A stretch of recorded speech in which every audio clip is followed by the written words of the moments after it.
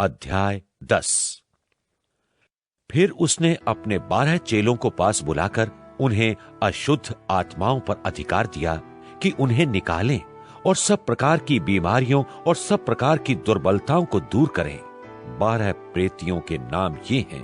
पहला, शमौन, जो पतरस कहलाता है, और उसका भाई अंद्रियास, जब्दी का पुत्र याकूब, और उसका भाई यूहन्ना, फिलिप्पुस और बरतुल्मै, थोमा और महसूल लेने वाला मत्ती, हल्फै का पुत्र याकूब और तद्दै, शमौन कनानी और यहूदा इस्करियोती, जिसने उसे पकड़वा भी दिया।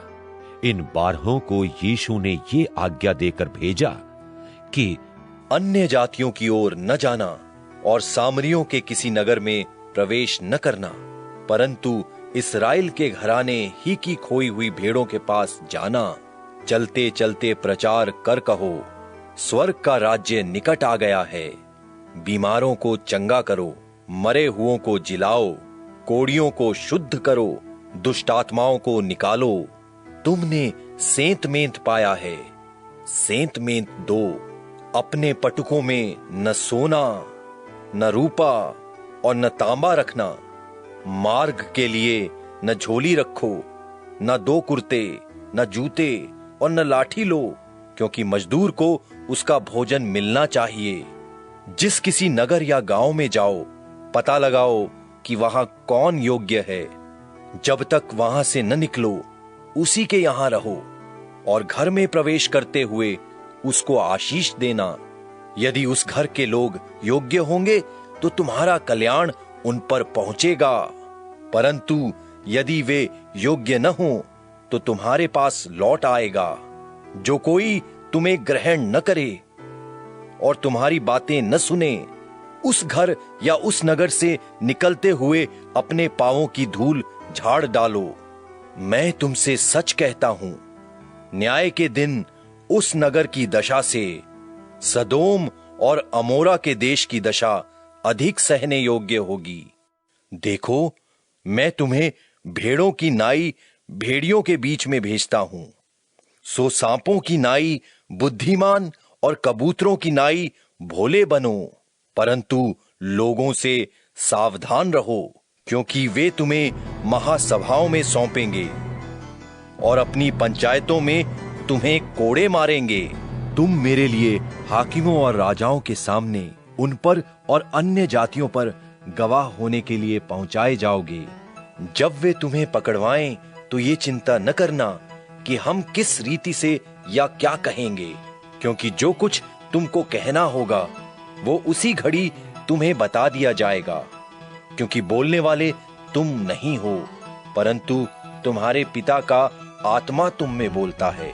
भाई भाई को और पिता पुत्र को घात के लिए सौंपेंगे, और बच्चे माता पिता के विरोध में उठकर उन्हें मरवा डालेंगे। मेरे नाम के कारण सब लोग तुमसे बैर करेंगे, पर जो अंत तक धीरज धरे रहेगा उसी का उद्धार होगा। जब वे तुम्हें एक नगर में सताएं तो दूसरे को भाग जाना। मैं तुमसे सच कहता हूं, तुम इस्राएल के सब नगरों में न फिर चुकोगे कि मनुष्य का पुत्र आ जाएगा। चेला अपने गुरु से बड़ा नहीं, और न दास अपने स्वामी से। चेले का गुरु के और दास का स्वामी के बराबर होना ही बहुत है।